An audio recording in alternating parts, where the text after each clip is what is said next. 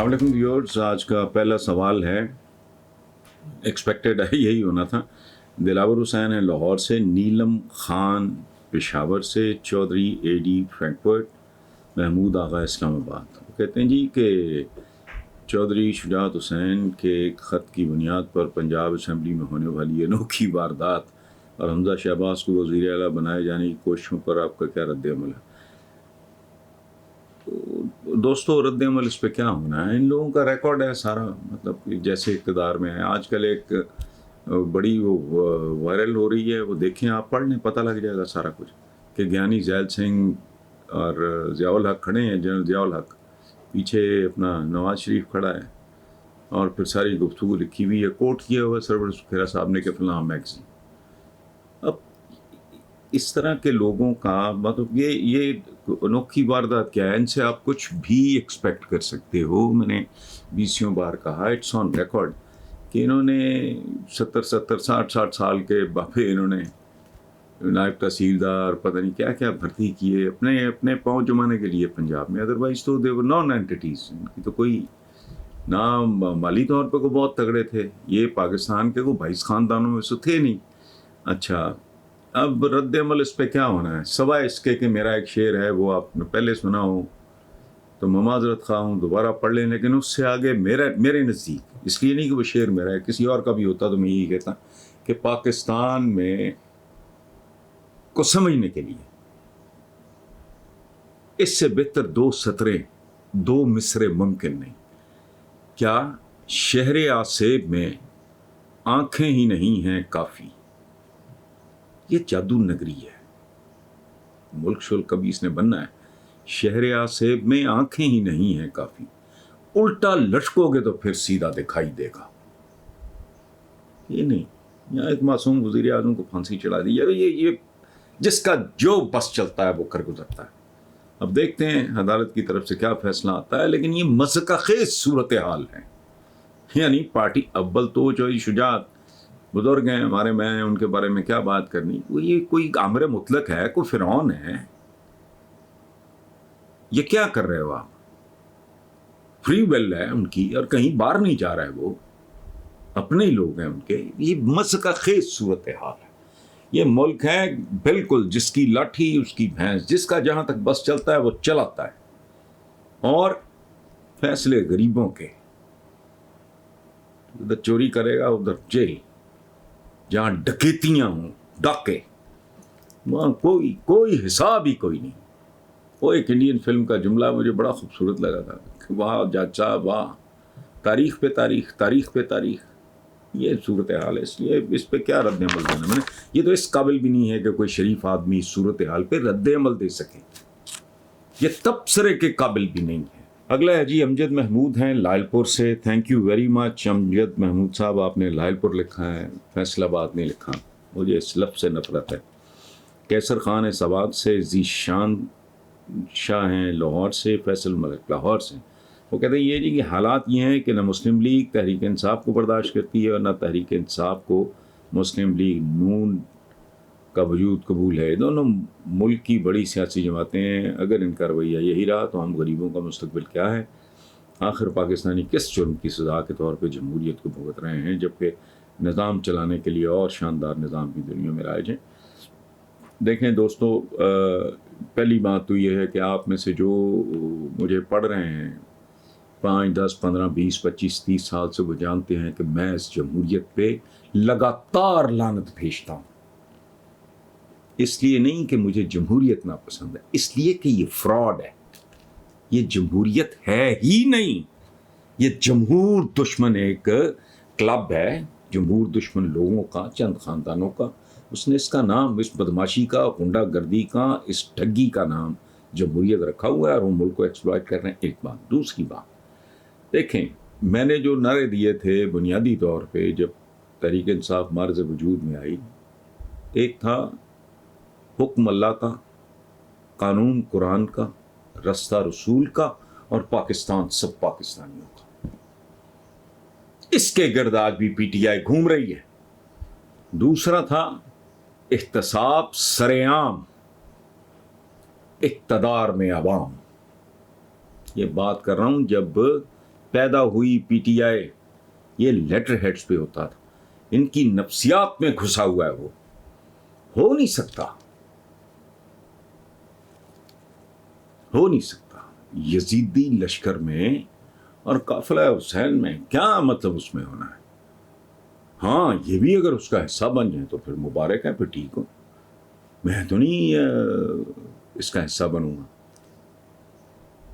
چونکہ میں نے جو انٹلیکچوئل جو فکری سطح ہوئے میرے 30 سال پہلے کے، اس وقت تو وجود بھی نہیں تھا پی ٹی آئی کا. وہ اٹھا کے دیکھ لیں، کتابیں ہیں میری، 1 نہیں 2 نہیں 4 نہیں، میرے کالموں کے مجموعے ہیں بے شمار، اٹھا کے دیکھ لیں.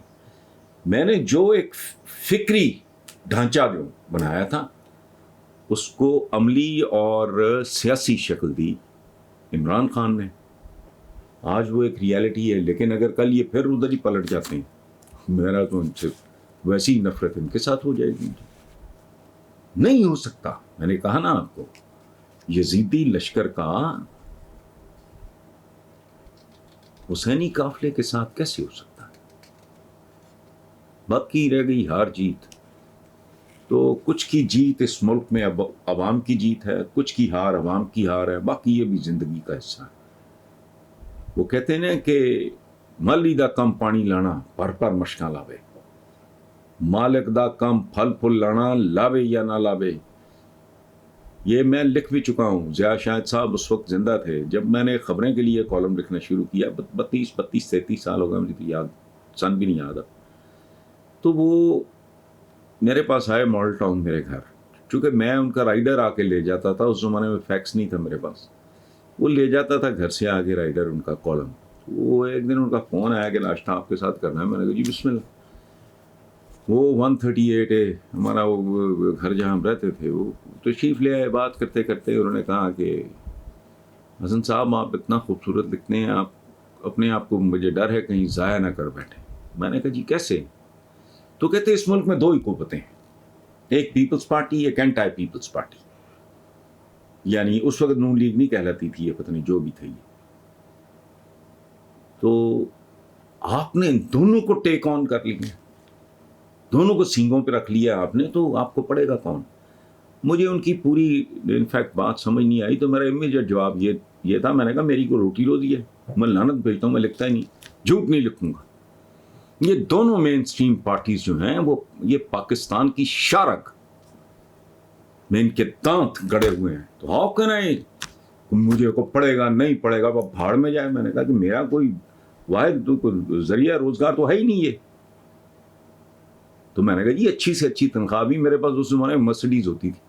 تو میں نے کہا جی میری تو اچھی سے اچھی تنخواہ بھی میری مرسڈیز کا فیول نہیں پورا کر سکتی، اس کی مینٹیننس نہیں کر سکتی. تو آئی ایم ناٹ انٹرسٹڈ. وہ تھوڑے پریشان ہونے کا، نہیں میرا ہرگز یہ مطلب نہیں تھا. ہمارے بات چات ہوئی. تو میں نے کہا ٹھیک ہے اگر آپ چاہتے ہو تو ٹھیک ہے، مجھے تو کوئی دلچسپی نہیں. آپ ہی نے کہا تھا. بات ختم ہوئی. تو میں نے ان کو ایک بات بتائی. میں نے کہا جی ایک بات آپ ذہن میں رکھیں، میرے سینئر تھے وہ. میں نے کہا ایک بات ذہن میں رکھیں، ٹوٹل ووٹ کتنا ہوتا ہے، کاسٹ کتنا ہوتا ہے. تو باقی ہیں وہ اندھے ہیں، وہ پاگل ہیں، وہ معذور ہیں، وہ ان دونوں کو ناپسند کرتے ہیں. میں ان کے لیے لکھ رہا ہوں. یہ میں نے لاجک دی. اللہ نے کرم کیا کہ پھر ایک زمانے میں خبریں کی، پورے خبریں کی، میل ایک طرف ہوتی تھی، میرے خطوط ایک طرف ہوتے تھے. سو یہ جو آپ کہہ رہے ہیں نا کہ قبول نہیں، قبول کیسے ہو سکتا ہے؟ قاتل اور مقتول دونوں کے ورثاء مجھے نہیں پتا، تو بکاؤ ہو تو مجھے نہیں پتا. یہ خط ہے جی اخلاق احمد ہیں لاہور سے، صبا زہرا ہیں لاہور سے، راشد علی ہیں راولپنڈی سے.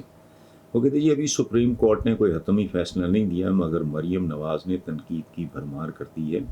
کہتی ہیں لاڈلے کو دوبارہ لاڈلا بنانے کی کوشش کی جا رہی ہے، ہم سے متنازع فیصلوں پہ سر جھکانے کی توقع نہ رکھی جائے. کیا اب ثابت نہیں ہو گیا کہ مریم نواز مفاد کی خاطر چپ تھیں اور مفاد کے لیے بول پڑی ہیں؟ تو یہی ان کی ہسٹری ہے ساری. اب میں حیران ہوں کہ آپ لوگ حیران کس بات پہ ہو رہے ہیں. یہ ان کی فیملی ہسٹری جو اتنی سی ان کی فیملی ہے، ان کی فیملی ہسٹری کیا ہونی ہے، وہ اتنی سی ہے، تفصیل میں جائیں تو وہ مناسب نہیں لگتا. تو وہ جتنی ان کی ہسٹری ہے اس کے مطابق وہ ٹھیک بول رہی ہیں. یہ روحانی باپ، سیاسی باپ، ان کے مینٹور، ان کے موجد، ان کے قائد، ان کے پتہ نہیں کیا کیا تھا. جنرل ضیاء الحق نام کا جو آدمی تھا وہ قرض تھا. بد دعا تھی اس ملک کو کسی کی. بہرحال چلا گیا، سو اس پہ کیا بات کرنی. یہ لوگ اس کی قبر کا رستہ یاد ہے. یہ اس آدمی کی برسی پہ ایک مریم کے والد کیا فرمایا کرتے تھے، میں اس کا مشن مکمل کروں. آج یہ اس کی قبر کے رستے بھول گئے ہیں. چھانگے مانگے انہوں نے ایجاد کیے. سٹنگ آئی جی کی وہ کتاب چاسا موجود ہے، ان کا نام کیا تھا، عباس خان. ان لوگوں نے جرائم پیشہ لوگ، تاکہ لاہور میں ان کی جڑیں بن جائے، پنجاب میں ان کی جڑیں بن جائیں، ان کو کام چھوڑا نہیں ہے. پچھلے دنوں آپ ابھی تازہ بات کر رہے ہیں، یہ پچھلے دنوں کیا تھا، یہ سارے کا سارا خاندان سوائے شہباز شریف کے، وہ ایک متوازن آدمی ہے، اس میں کوئی شک نہیں، وہ سوائے ان کے ان سب کی تقریریں ریکارڈ میں موجود ہیں. کیا کیا نہیں کہا انہوں نے، نام لے لے کے نہیں کہا انہوں نے. حالانکہ یہ پیداوار کس کی ہے، یہ چاہے اسٹیبلشمنٹ کو اچھا لگے برا لگے، تاریخ کی ریالٹی ہے. یہ نہیں کی پیداوار ہے، یعنی جس ہاتھ سے کھاتے ہیں اسی کو کاٹتے ہیں. بنیادی طور پہ جس گود میں بیٹھتے ہیں اسی آدمی کی داڑھی پکڑ لیتے ہیں. یہ تو ان کی روایت، تو آپ کون سی کو نئی بات کر رہے ہیں. تو وہ ڈیسپریشن ہے. اچھا اس کے پیچھے ممکن ہے میں نہیں جانتا، وہ کوئی سیانے لوگوں نے کہا ہو کہ یہ فیصلہ ہے ہی فضول. چوئی شجاعت کو ڈکٹیٹر تو نہیں ہے، امر مطلق تو نہیں ہے، کوئی فرعون تو نہیں ہے، فضول بات ہے نہیں دینے. ایک آدمی بیٹھ کے وجہ بھائی تم نے کو مشاورت کی ہے، بات کی ہے، ان کو قائل کیا ہے. ادروائز پارٹی ہیڈ ہونے کا مطلب تو پھر تو یہی ہے. چوئی شجاعت بھی ایک اور نواز شریف ہے، چوئی شجاعت بھی ایک آصف زرداری ہے، میں اسی طرح کا کھاتا ہے. حالانکہ ایسا نہیں ہے. چوئی شجاعت صاحب بہت سین آدمی ہے. رسٹک وزڈم جس کو کہتے ہیں نا، دھرتی کی دانش، وہ میں پتہ نہیں کیا بچوں کے ہاتھوں اس عمر میں آ کے بندہ، پھر بلیک میل کا لفظ تو نہیں کرنا چاہیے، ہمارا اولاد ہوتی ہے، پھر ان کے اپنے آرگومنٹ، دلیلیں، یہ وہ وغیرہ جو کچھ بھی ہے بہت انفارچونیٹ ہے، عجیب بات ہے. مسئلہ ان کی فیملی کا ہے، میری نہ غزات برادری، نہ کوئی رشتہ داری، نہ لینا نہ دینا. مجھے دکھ ہو رہا ہے. یہ خاندان سمبل تھا ایک گریس کا، وقار کا، رکھ رکھاؤ کا، وزاداری کا سمبل خاندان. تو اس میں اس طرح کی، اللہ کرے نہ ہو، یا اگر ہو گیا ہے تو ریپیئر ہو جائے. اس سے زیادہ اس پہ کامنٹ کرنا بنتا نہیں.